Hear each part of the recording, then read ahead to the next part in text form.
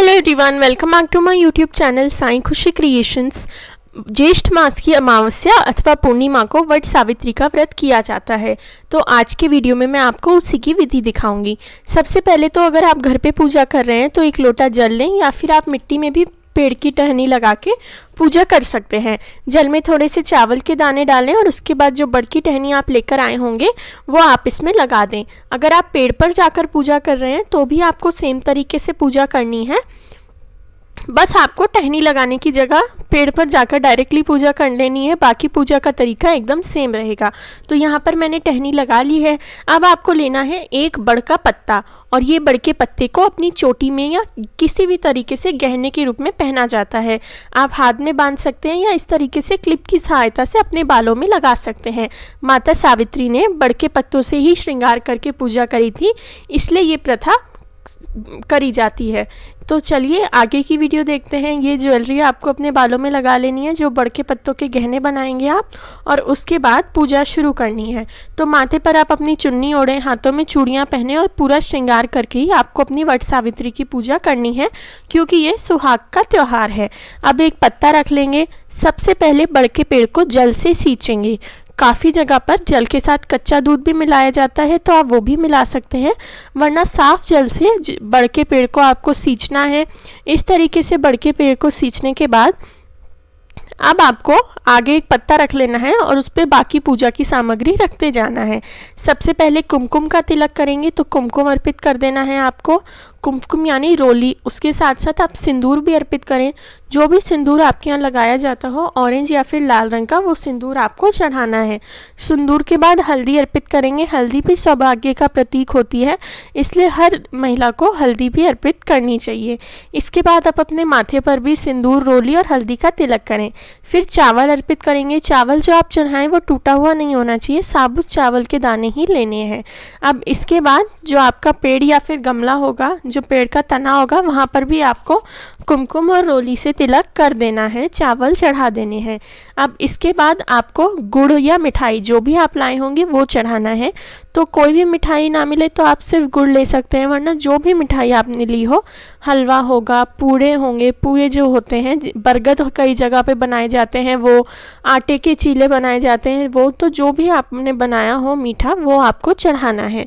तो इस तरीके से मैंने यहाँ पर मिठाई और गुड़ दोनों अर्पित कर दिए हैं। अब आपको जो है दीपक अर्पित करना है, तो दीपक चासेंगे। तो दीपक आप किसी भी चीज़ का ले सकते हैं। अगर आप पेड़ पर पूजा करने जा रहे हैं तो आपको मिट्टी का दिया जलाना है, तो दीपक आप प्रज्वलित कर देंगे माता सावित्री का नाम लेते हुए, भगवान सत्यवान का नाम लेते हुए। आप मिट्टी से सत्यवान सावित्री जी भी बना सकते हैं। काफ़ी स्थानों पर थोड़ी सी मिट्टी आपको हाथ में लेनी है और उससे सत्यवान जी और सावित्री माता बना देनी है। अब फूल अर्पित करेंगे, तो जो भी आपको फूल मिले, फूल माला मिले, वो आपको अपनी पूजा में अर्पित करनी है। तो इस तरीके से दोनों चीज़ें, फूल और फूल माला अर्पित कर देंगे। जो भी आपने फूल लिए हो, कोई से भी फूल आप अपनी पूजा के लिए ले सकते हैं। तो अच्छे से पूरे बड़ के पेड़ चारों तरफ अच्छे से फूल चढ़ा देंगे। इसके बाद काले चने भी चढ़ाए जाते हैं, तो भीगे हुए काले चने चढ़ाए जाते हैं।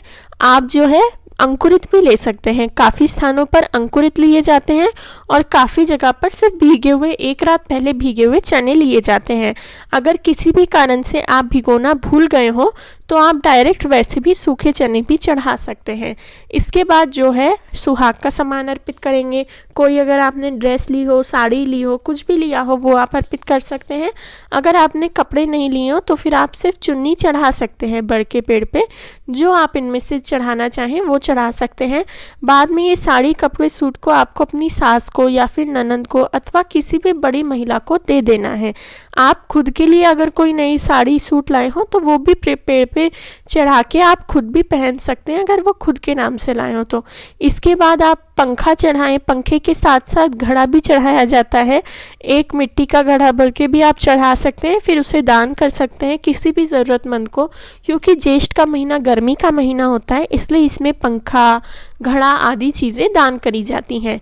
इसके बाद आप कोई भी ऋतुफल लें। आम ज़रूर से अर्पित किया जाता है, क्योंकि जैसा मैंने आपको बताया, ऋतुफल कोई भी पूजा में चढ़ाना महत्व का होता है, तो इसीलिए आम चढ़ाएंगे। उसके साथ साथ तरबूज, केला, संतरा जो आप चाहें वो चढ़ा सकते हैं, लीची भी चढ़ा सकते हैं।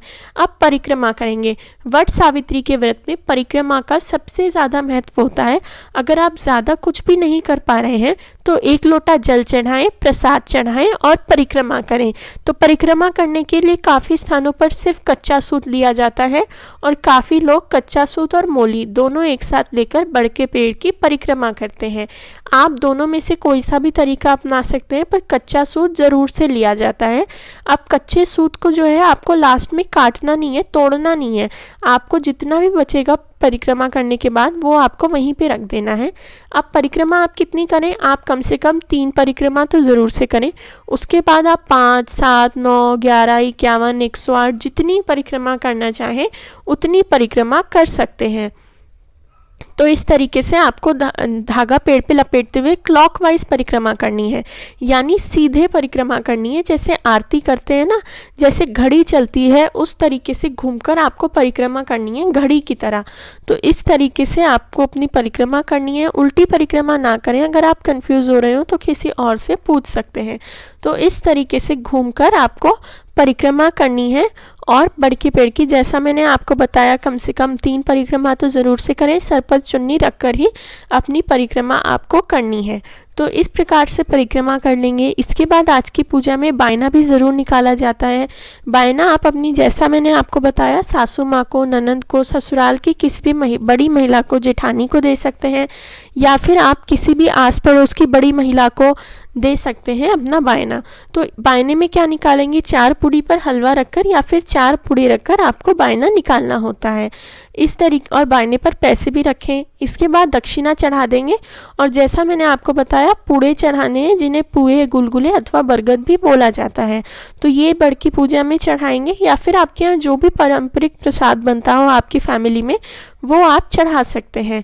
तो इसके बाद आपको लास्ट में आरती करनी है।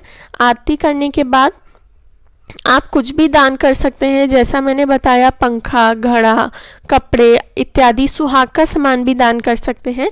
तो ये सब आपको जो है बड़ की पूजा में चढ़ाना है और इस तरीके से बड़ की पूजा करनी है वट सावित्री के दिन। अब व्रत कैसे रखा जाता है, काफ़ी लोग पूरे दिन का व्रत रखते हैं और काफ़ी लोग सिर्फ पूजा करने तक का व्रत रखते हैं। तो आप अपने हिसाब से कर सकते हैं, पर जब तक पूजा ना हो तब तक तो ज़रूर व्रत रखें। तो अगर आपको मेरा वीडियो अच्छा लगा हो तो वीडियो को लाइक करें। मेरे चैनल साई खुशी क्रिएशंस को ऐसे और वीडियोज़ के लिए ज़रूर से सब्सक्राइब करें। आपको ऐसे और वीडियोस अन्य त्यौहार से रिलेटेड मेरे चैनल पे मिल जाएंगे। Thank you very much for watching. Please like, share and subscribe. Thank you. मुझे इंस्टाग्राम और फेसबुक पर भी फॉलो करें साई खुशी क्रिएशंस नाम से। Thank you.